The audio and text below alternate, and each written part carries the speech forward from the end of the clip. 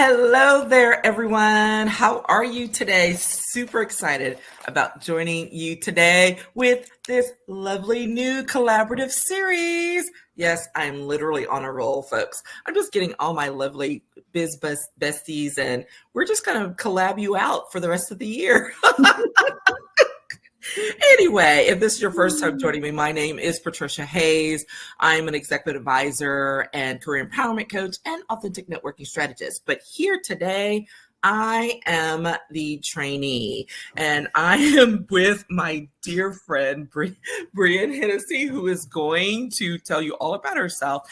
And we have been chit-chatting and come up with a new series. This is going to be a 4-part series that's called Embracing Your Voice and Unleashing Your Power Within. And we're going to be talking about your literal physical voice, but also your internal voice, and taking a deeper look and seeing how that affects us and how we communicate and show up in our daily lives, personally and professionally.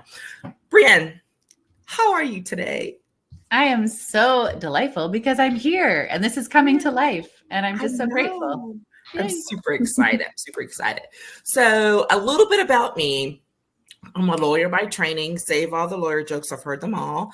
But I have spent a ton of time working in the legislative arena as a lobbyist and doing a lot of things that required me to speak a lot. I did a lot of speech writing. I've literally been writing and doing public speaking since I was 14 years old. Do not try to figure out how old I am. And but the thing we're going to be talking about here about voice care and how you actually care for your voice, not just how you use it as far as putting forth the words. It's not something I really learned anything about in all those years, right?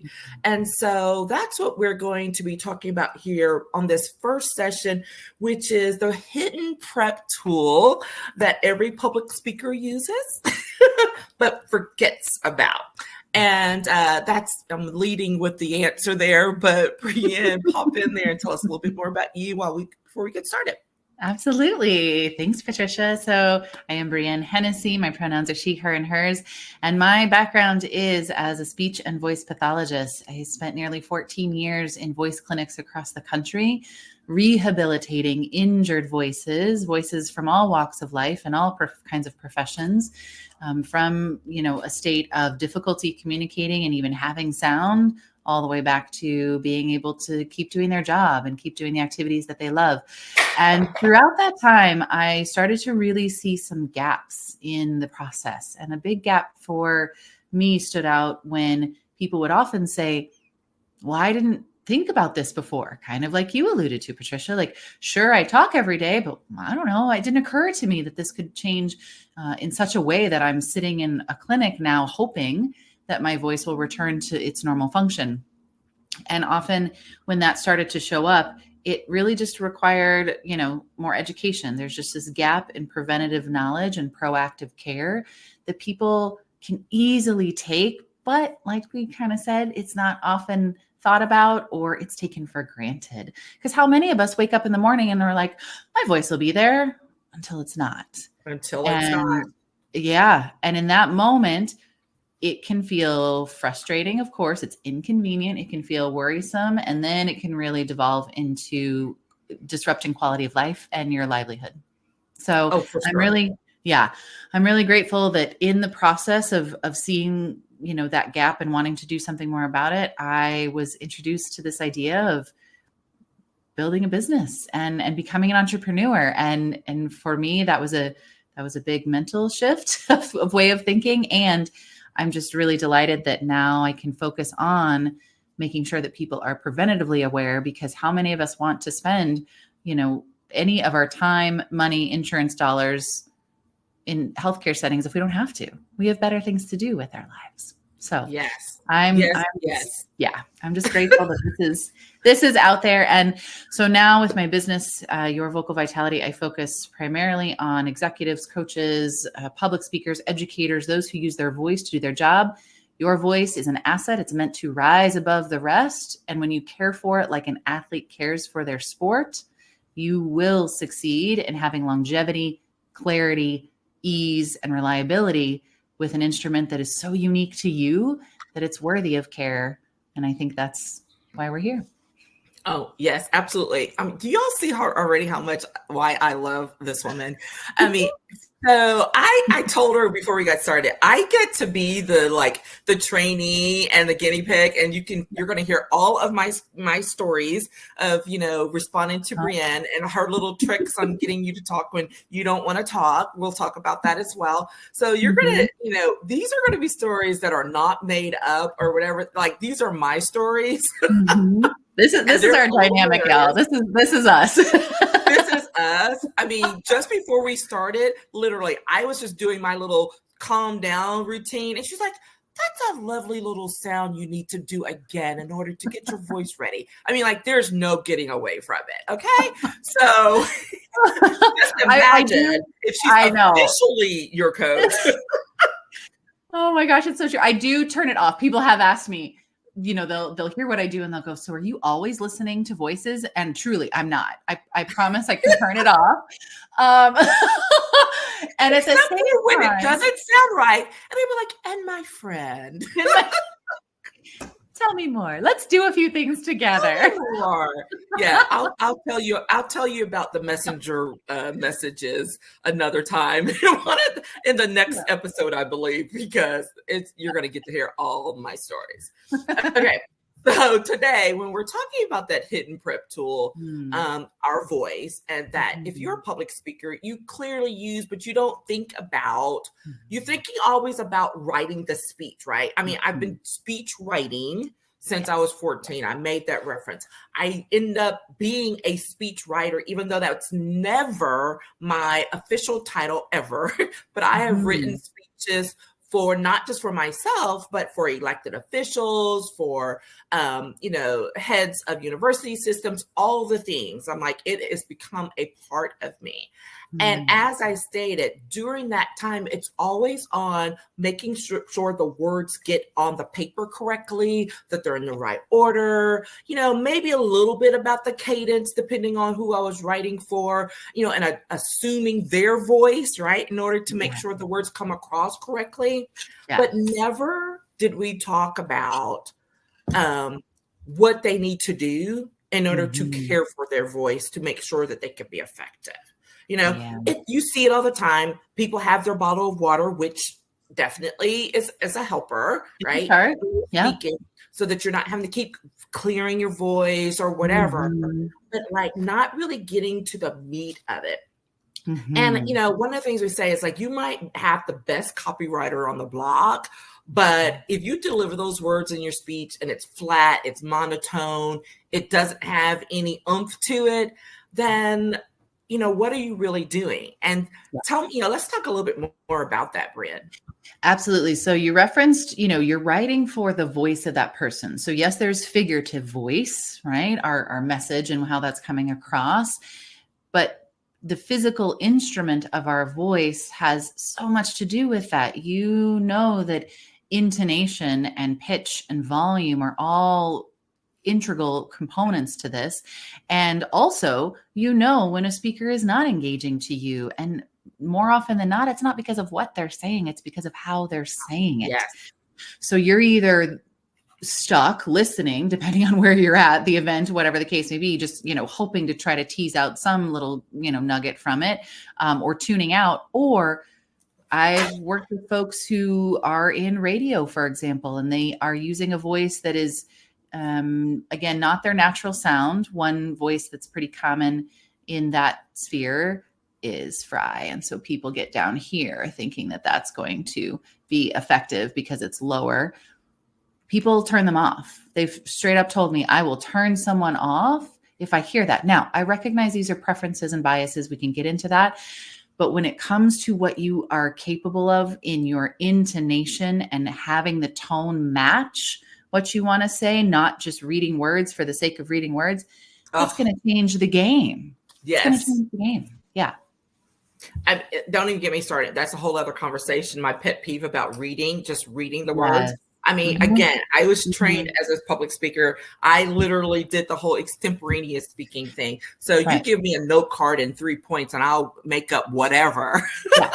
And with that though, Patricia, the voice still matters, right? You can still make it up on the spot, but imagine if you were still reducing your voice to again, that monotone or flat or maybe not so engaging, and that kind of stays here, or maybe there's nervousness and shakiness. Those are elements that can absolutely be enhanced and match who you are. Your voice, intonation, and tone and use is going to be very different than somebody else's. And thank goodness. That's what we want to showcase, because the other thing I find is that people can find their natural voice, and I help guide them to that, but without sounding put on. So what I mean by that is somebody will come to me, and they'll be like, but I don't want to sound fill in the blank. I don't want to sound over the top. I don't want to sound like I'm Minnie Mouse up here. Or often, until they recognize it, women will try to make their voices lower to sound more authoritative, like their male counterparts, especially in male-dominated spaces. But none of those things are you. So we're not here to box it into what's dynamic and everybody's up and going and we're talking with passion. No, that's not real. So that's the big myth I think that people think of when they're preparing for their speeches. The voice can actually be a vehicle to engage the audience, not to repel them with something that doesn't even match who you are. I want to go back to a word that you just said, because it's so important. It's a vehicle, which means it's moving and taking you somewhere. Yes. Right. Yeah. And you want to help, you want to move with not just your words, but using your voice to help move people to where you want them to be. Whether you're in the classroom, whether you're in the courtroom, whether you're speaking to a crowd, there's a point, there's a goal that you're trying to achieve. And the words and your voice have to, flow together and work together to make that happen. Absolutely. And I think one of the things, and we were actually chatting about this the other day, even something, again, a myth in this idea of I have to project my voice because I'm speaking on stage. Whether or not they're using a microphone, that's a whole nother topic. But honestly, yes, you can learn to safely project, because we go back to the health and safety of not overdoing it to the actual instrument. But also, you don't want to just project a wall of sound at people and expect that to be engaging either. So there are ways to be in that vehicle movement and play. I always talk about playing with your voice. And that is something that I think when you embrace that, it gives you so much more freedom for what you can do and how you're saying it. Yes. And so for anyone who thinks, it's not because Brienne was being funny when she just said that, but I know the conversation. I called her, or I messaged her when I was watching the NFL draft with my husband, and these people who would get on stage and start screaming into the mic as opposed to letting the mic do the work for them and them just doing it. I was just like, oh my God, we need connections so that we can get folks trained up on mic usage. And she was like, oh no, what's going on? I was just like, no, this is bad. And, it's that thing though, but that's that piece of training that, that very few people really engage in. I know I've been caught off guard, when you're you're someplace where the mic works very well and having to pull back and knowing that I need to adjust because my message may get lost, because they're just going to hear this piercing sound in their ear because of something I don't have any control over, right? That part I don't have any control over, but I can do what I can do to pull back.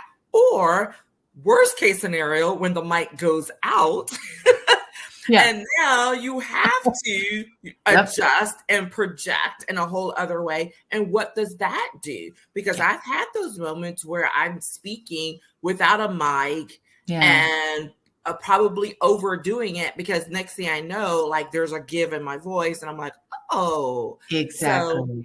So exactly. This is where having some real sound advice and part of it just being aware so that you can adjust accordingly. Yes. And always use the tools that you can at your disposal externally. But this is where this really leads into this idea of when the voice is about to give or crack or feels weaker, or you are to that point of straining to be able to accomplish this speech, event, talk, that is a signal that you want to be able to honor. But you can also prevent that much more effectively if you've done some conditioning, i.e., warming up your voice, preparing your voice, the same way you're going to be practicing your speech. And no, I'm sorry, practicing your speech and reading aloud is not the same as warming up your voice. It's not a thing. Okay, dig a little bit into that. Yeah. Because there's that point about saying, how you say it matters more than what you say. Yes. So think of this as a related component. People will say to me, well, I warmed up my voice because I've been talking all day. Mm-mm. If you're speaking in a way that's ultimately not effective, efficient, using the mechanism in its best way possible, you're talking in the same system that you started with. Whereas the voice warm-ups, preparing yourself, conditioning yourself, puts you in that optimal space, and then you can speak from there. So this is similar but related. So yes, the words you're saying will have more oomph and juiciness because your voice is brighter, it's richer sounding usually, it can project easier, it can inflect easier, but just talking doesn't warm it up because most of the time you're already speaking in a way that is not as optimal. For example, if I just stayed in kind of a lower pitch, kind of tighter voice here, many of you can probably hear the difference. It's not so extreme that it's not tolerable to listen to, but it's also not my most natural voice. If I lived here and this was my MO, this is where I'm like, well, I've talked all day here. Isn't my voice warmed up?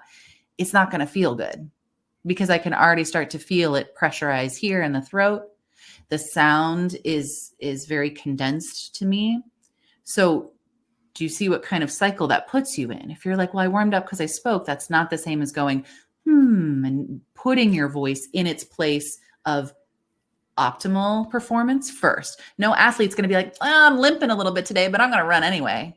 No, you want to make sure that you first warm up that leg, that ankle, whatever it may be, and get it to its best place, then go do the activity. And so, because I'm all, a singer, been singing since, in the choirs and all that since I was little. And so there are those things where you're like, oh, okay. And people automatically just assume voice care only applies to singers, right? And I know that when I haven't been, if I've been talking, but I haven't been singing, and then all of a sudden I try to go be a part of something and sing, like that voice gives so quick, it's not even funny. Right. That's a great example. But we don't think about that applying to us in our speaking and public speaking in the same way. Correct. And we use that speaking voice 100-fold times more than any singing, even car singing, shower singing, whoever you might be. Professional singers speak more than they sing, Yes. and they're paid to do that every night. Well, let's not hope every night. That's a whole nother overuse thing.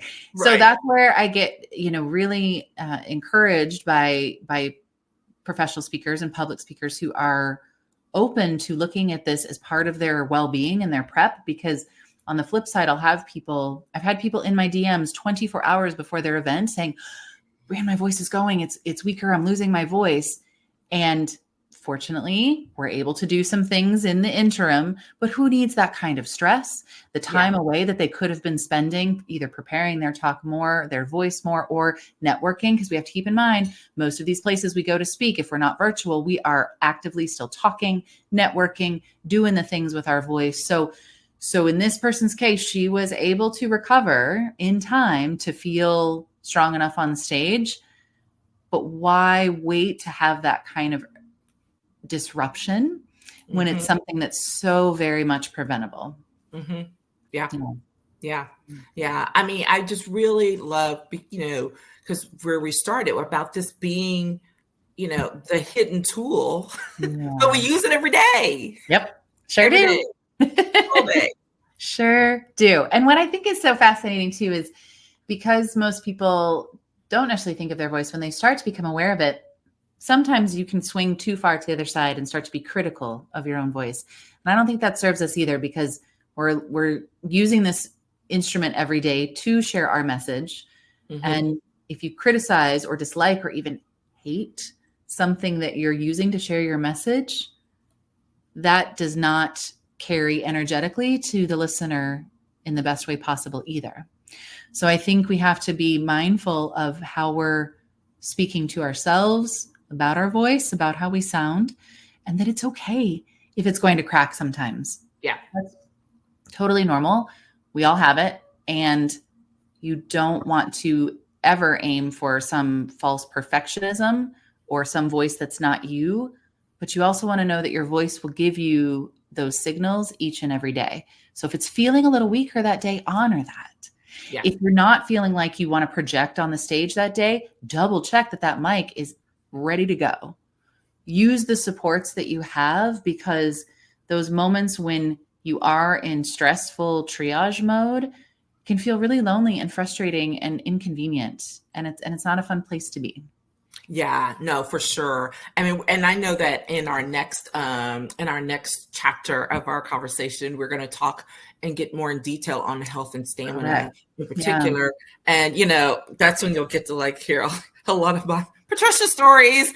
But before that, let's talk a little bit more about the importance of adding the voice care to your public speaking routine as a tool. When you're thinking about your voice being a tool, you know, what is it that we can recognize, first be aware of, and then incorporate into our regular everyday, you know, toolbox to help us along the way? So I would encourage all of you who are needing your voice every day, and especially as you're preparing for different kind of events and speaking engagements, to really begin to set yourself just a protocol. Okay. You already have very likely your to-do list of what is needed to prepare. So I want you to put voice on there, and specifically voice warm up. Now, this may look very different to different people. We're not actually going to get into different warm up styles, you know, right this moment. But there is what Patricia said earlier, the intention and awareness to just saying, let me just check in with my voice. The warm-ups are going to calm any nervousness. Okay. Vocalizing can calm nervousness. That is a known factor of the parasympathetic nervous system. Okay. It can stabilize your sound. It can brighten your sound. You can start to warm up a little more with volume and pitch. So even that little, at the beginning of our conversation, that little that Patricia and I were playing with, you can play with that too. And I know most people go, oh, so you just want me to hum? Yeah, kind of. It's gonna start simply because I don't want this to be something that is a burden. Right. It needs to be a benefit. And doing so means that you are doing it not to check a box off that to-do list, but to become more intimately knowing with your voice and what it can do. So if it's not doing certain things, for example, you go to glide around and nothing's coming out. Okay, let's take a step back and say, is my voice ready for what I need it to do today? Do I need to make some adjustments? So that's something that I talk about a lot. There are resources both in my website. I have a top 10 tips handout freebie that people can have, but just knowing that you can take that intentional act of saying my voice needs some TLC before I get on stage is huge. You're miles ahead of, I guarantee you, 90% of your colleagues. Yes. Yeah. Yes. And putting yourself in such a better state of relief. And I say relief because, again, you don't want to get up on stage and have the mental drain of worrying about your voice when you're trying to get your message across. Nobody wants to worry about that. Yes. Yeah. Yes. Oh my God, this is so great. I'm so excited about the next one. This has been great. All right. So we're going to end each session with a little leadership voice nugget. And for me, that little nugget's going to be, remember, as a leader in your industry, in your community, whatever it is, recognizing that your voice is a valuable tool that's a part of your leadership growth and development. That's my nugget to, to really take away from this time. And so as such, that we need to elevate it and do the things we need to do to take care of it so that it can be a tool that we can reach for on a moment's notice if need be, or with lots of prep. But in any case, it'll be there. It'll be a tool that's there and working, right? We don't want any rusty tools coming out of our toolbox. True. I love that. What about you, Brienne? What do you think is probably a lovely little leadership voice nugget for today? The voice is going to be perceived by the listener in whatever way that may be, and we don't have control over that. And yet, especially in leadership, there are moments where the sound of your voice, how you sound, may not land and either result in communication breakdown or a disruption to how you're trying to lead a team, or perhaps even when it comes time to promotion, because there are things that people have, in confidence told me that they are chastised for because of how their voice sounds, what they're trying to say versus the tone that they use. And that's part of what the subtext is of what we're talking about here. You can change that. You can shift that. And it doesn't have to be at the cost of who you really are. I love that. Yeah. I love that. I think that's a beautiful, beautiful note to end today on. Okay, everyone. Thank you so much for joining us. We are going to be coming back next time, and we're going to be talking about health and stamina and really getting deep and telling the stories, oh my goodness, on ourselves. Me. And and those little messages that I've gotten before, I'm like, hey. So look forward to having that conversation. Be sure to join us if you want to learn more about the services that either of us provide. You can do so at the links. Especially, we're going to make sure and drop Brienne's top 10 tips handout in the comments so that you can access those and change how you approach your voice and using it as a tool right now today. Take care, everyone. We'll talk to you again soon.